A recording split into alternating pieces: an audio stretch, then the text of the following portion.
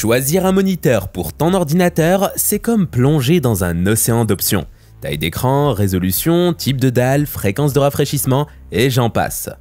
Heureusement, tu es sur Device, et aujourd'hui, je vais te guider pour faire le bon choix sans entrer dans les détails trop techniques.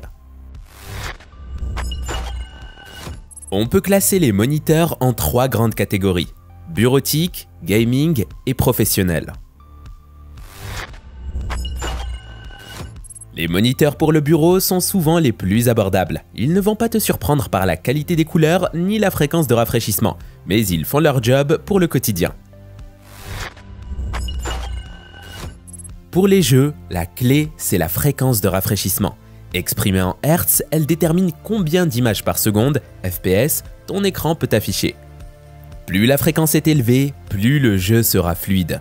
Mais attention, si ta machine produit seulement 60 fps et que ton écran est à 144 Hz, tu verras toujours 60 fps. Et si ta carte graphique envoie 200 fps, un écran à 144 Hz affichera quand même seulement 144 fps. D'autres technologies comme G-Sync ou Adaptive Sync sont aussi importantes pour éviter les déchirures d'images lors des pics de FPS.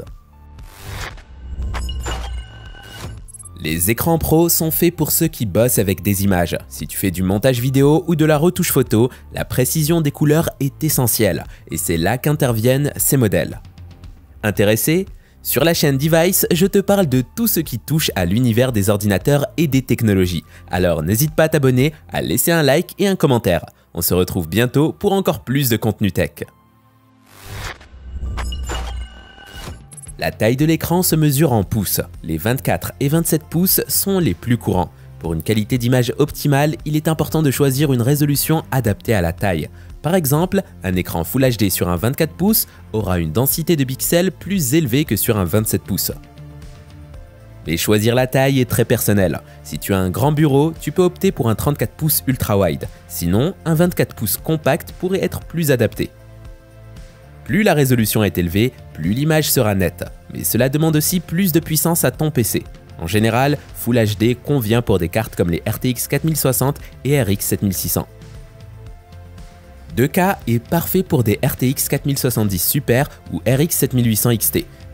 4K est la résolution à viser avec des cartes graphiques haut de gamme, comme les RTX 4080 Super ou RX 7900 XTX.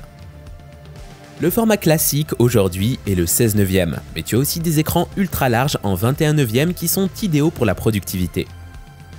Un écran 34 pouces en 21 neuvième aura la même hauteur qu'un 27 pouces en 16 neuvième, mais sera plus large. Et si tu es extrême, il existe même des formats 32 neuvième qui ressemblent à 2 moniteurs côte à côte. Oublie les écrans TN, même si c'est bon marché. Aujourd'hui, 3 types de dalles dominent. OLED, le top du top, avec des noirs profonds, une réponse ultra rapide et un vrai HDR.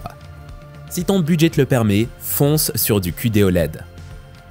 IPS, excellente couleur, mais attention aux effets de glow. Légère fuite de lumière sur les bords. VA, parfait pour les jeux, mais peut présenter du ghosting, l'ombre des images précédentes qui reste visible dans les scènes rapides. C'est une question d'habitude.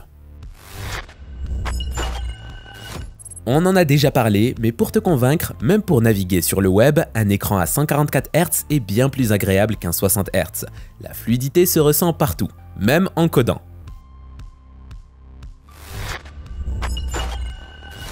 Ne compte pas trop dessus. 99% des moniteurs ont des haut-parleurs de faible qualité. Ça dépanne pour regarder des vidéos YouTube, mais pour du bon son, il vaut mieux investir dans des enceintes ou un bon casque. Si tu veux gagner de la place et ajuster ton écran en hauteur, vérifie s'il est compatible avec un support VESA. Cela te permet de le monter sur un bras articulé, un must pour un setup bien ergonomique.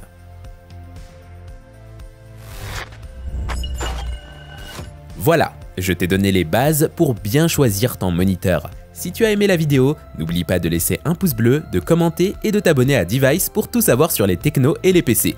À bientôt pour une nouvelle vidéo.